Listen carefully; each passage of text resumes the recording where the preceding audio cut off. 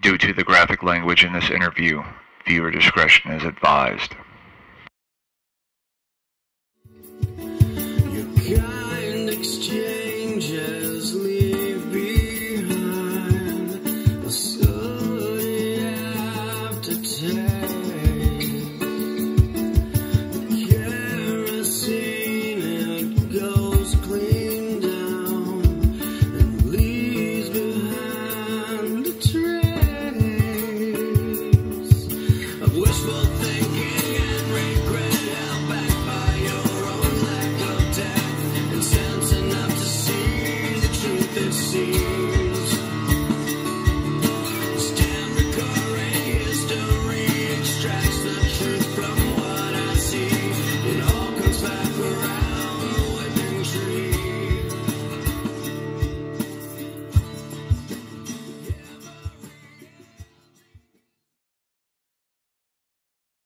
Welcome to Outside the Gray on Outlaw Theology with the Whiskey Preacher. Thank you so much for joining us for this interview.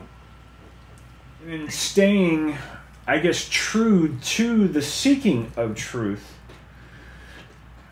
that's when this Pandora's box started opening. And about this time, you also started dabbling in a more mystical side of spirituality. And what drew you to this type of spirituality that really scares the crap out of some people? That's a good question. I would be dishonest if I didn't say that in the beginning it scared the crap out of me too. And likewise, to be honest, I had been interested in a lot of those concepts, even as far back as college. I would buy books on meditation. I would buy books on Buddhist philosophy, on the Hindu Vedas, things like that, and I would read them, and then suddenly I would feel this wave of, I guess the only thing I could call it at the time was this wave of conviction, and so I'd get rid of them. And of course, it would subside, and I'd buy another rash of books and read some more, and then I'd throw them away. I kept Walden Books in Marshall, Texas open for a long time. And I think for me, what happened when that Pandora's box opened, my personal life was also going through some pretty traumatic shifts, and it was about that. I say about a year later that I went through a divorce, and through that time sought the help of a Christian therapist who was absolutely fantastic. I would say to anybody that wonders, should I talk to a therapist about something? Yeah, sure, it's awesome. It's like having a really brilliant friend helping you think through things. And what mine did for me over the span of about a year, maybe a little more or less, was going back to that very beginning issue of fear for me, and deal with what that looks like, and realizing that so many of my decisions had been based on fear of being, wanting to be the good son, fear of being the bad son, fear of being the bad husband, fear of being the bad Christian, fear of being the bad whatever. And even though perhaps those decisions might have been the same in the end, the starting point should never be out of fear, because that just shrouds the whole thing in so much guilt, in so much pain, and in looking back, it's life draining instead of life giving. And so as I began to deal with this root of fear in my own life, through those therapy sessions, I began to sense a strong freedom that it was okay to ask questions. It was okay to read. It was okay that, all truth is God's truth.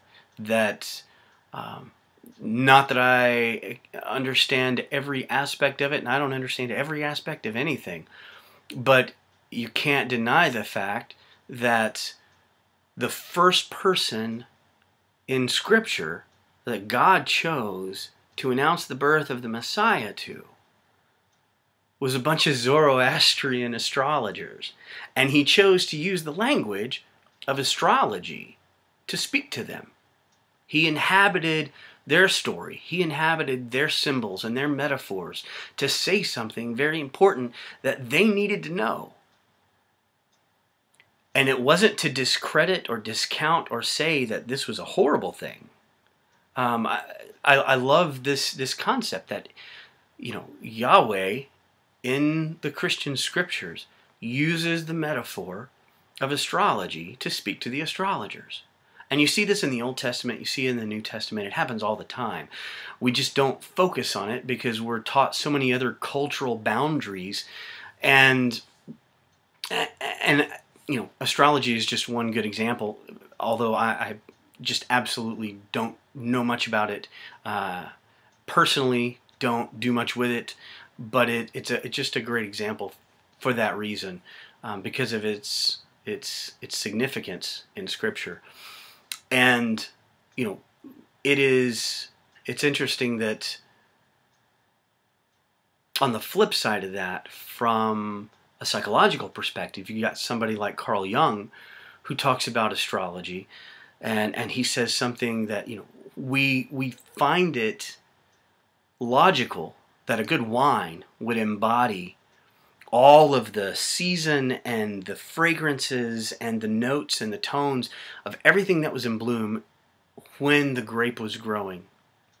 Yet we as people don't want to put any stock in that we would carry those same notes and tones of the season in which we were growing.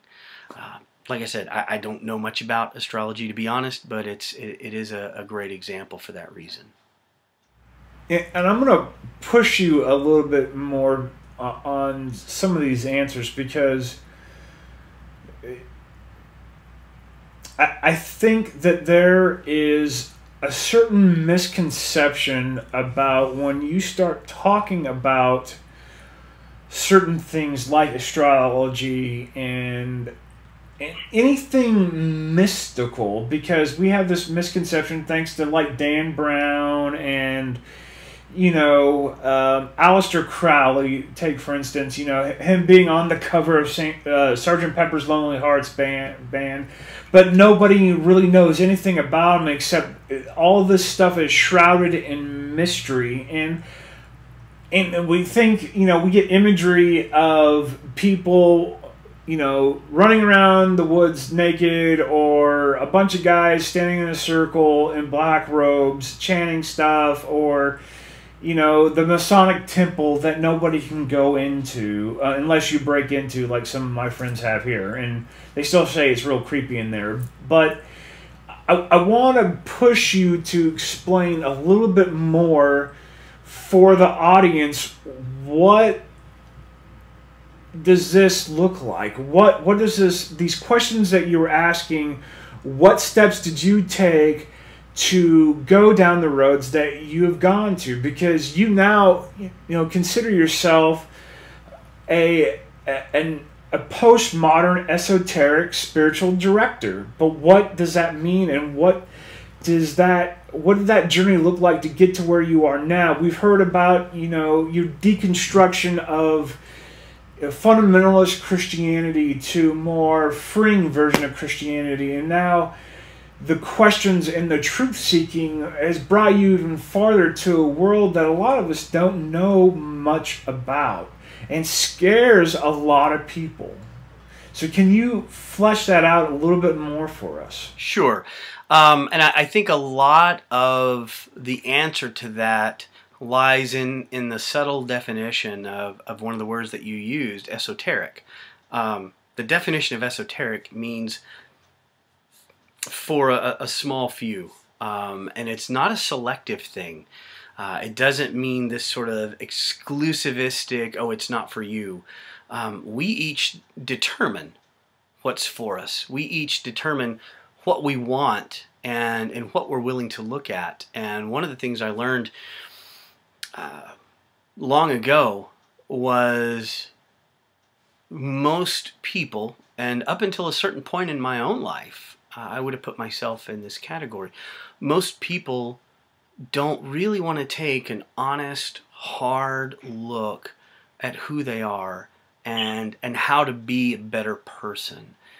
There's this misconception that to identify something is to work on it, or to admit something sort of fixes it. You know, oh well, I have this problem, and really and truly, a lot of this stuff that you're talking about falls under the heading of esoteric because it forces people to do something most people just don't want to do, and that's explore their own minds, explore their own hearts on a very, very subatomic level.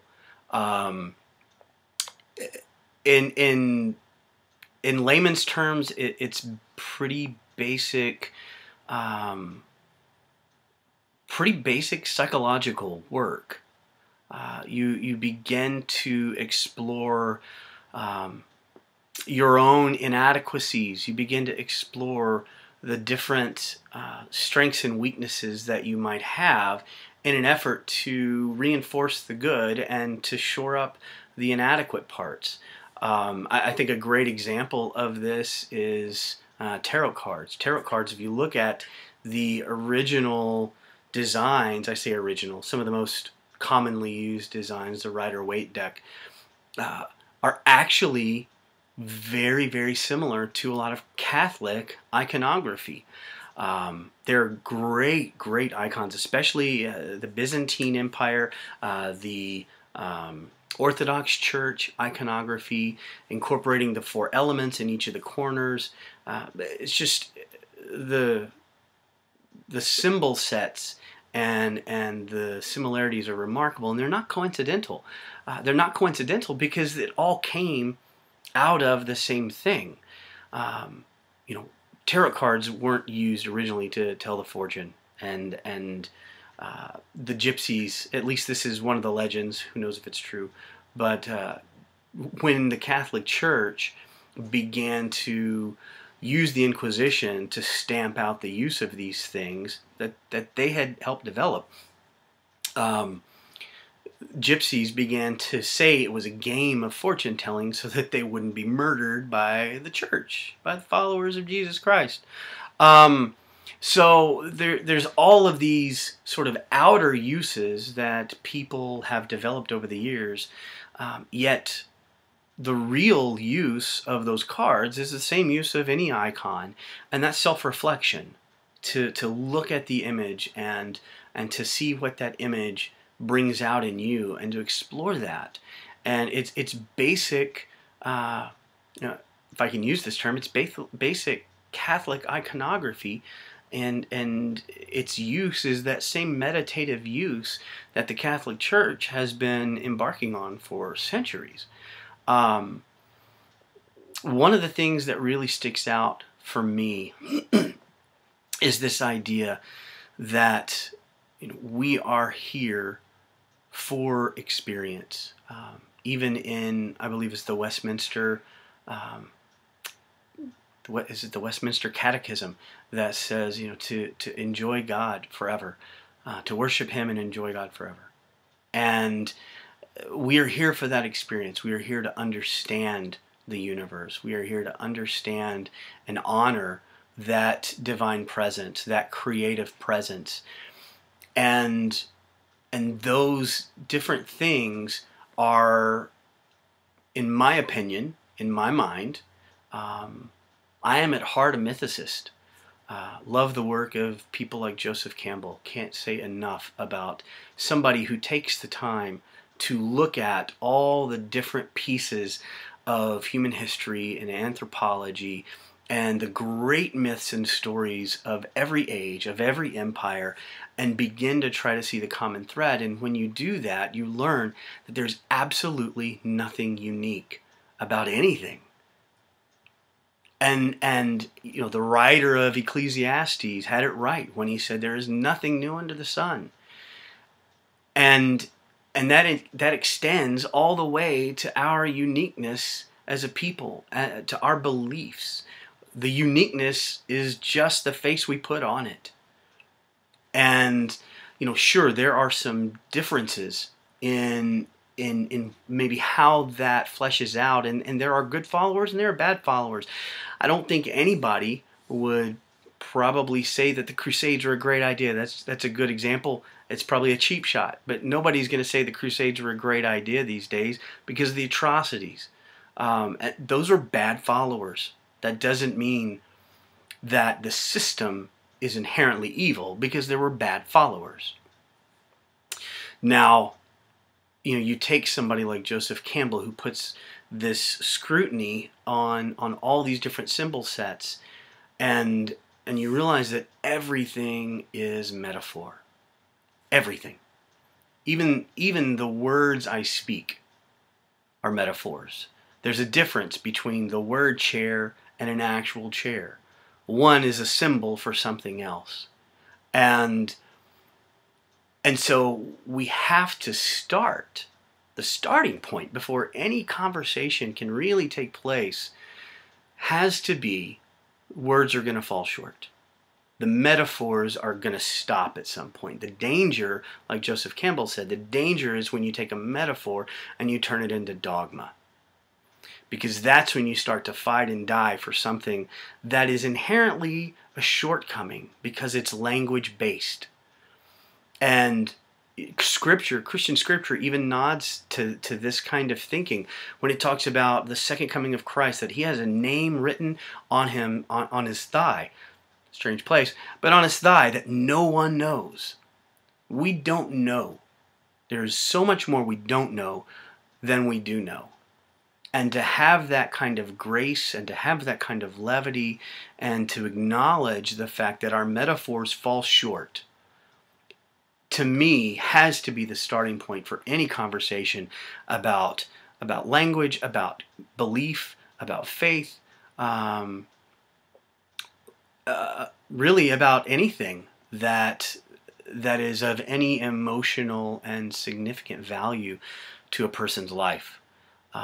This idea of esotericism being scary, it just goes back to this idea that metaphors fall short. And to me, it goes back to the idea that a lot of it is shrouded in mystery, because it forces people to explore things within themselves that aren't very happy places to explore sometimes.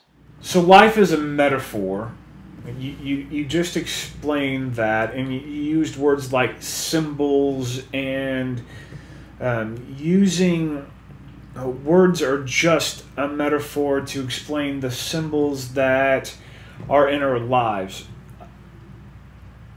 Okay, I guess I kind of get that, but for the audience, how does one explore these symbols? Because I know a lot of people choose to do these rituals, these metaphors, to explore these metaphors through different societies, through different groups, through different types of meditation. What does that look like? Was that ever a part, or is that a part of your life that you can talk about within this interview? I will say that very similar to Masonic rituals, very similar to Catholic rituals, very similar to even Baptist rituals. I remember observing as a Baptist ordination services that are very rich in symbolism. I think that there is a thread of human history and a thread of importance that's placed on drama. Drama speaks to the subconscious. The picture, for instance, of an elephant. If I say to you, don't think about an elephant, you're going to think about an elephant. The subconscious doesn't see language in the same way that it sees symbols. The subconscious doesn't pay attention to the word don't. and don't think about an elephant. The subconscious just thinks about an elephant. And so symbols are very, very important. I would say there was a time when I was curious about a lot of different rituals, a lot of different symbols. There are yoga asanas that I do. Try to do them on a regular basis. Real quick, why are certain symbols and rituals more important than others? And I guess what I'm getting at is that if a ritual in a Catholic church and a Baptist church and a secret order are all have the same purpose, why is one chosen over the other? The best answer I can give to that right now, quite honestly, is why do some people like Mexican food and others like Indian food? I think we each have a language that we speak. We each have symbol sets that reside deeply within us. Psychology would say that there's probably a large part of that that's due to our ancestry. That's due to those things being hard-coded in our DNA, really. I don't know. I don't know that I can speak to that definitively, but I can say that I can look at the Eucharist, for example, in a Christian ceremony and see the beauty and the richness that I am ingesting this metaphor of the divine, and in a sense that it will then give birth inside of me to more of that divine encounter. And yet somebody else can see that same ritual and see it as a celebration of something horrific, and see it as even this sort of symbolic cannibalism. And why do two different people see the same thing and view it differently? Jerry's have been asking that question for a long time. For me personally, I think a lot of it also has to do with our own personal archetypes, the things that we latch onto that have a place of prominence and importance to us as individuals. For me, I've always had an interest in darker things. And I don't mean darker as in evil. I just mean darker as in mysterious. I would much rather, as a kid, read a book about monsters and, ghosts and whatever, than I had about Little House on the Prairie, or even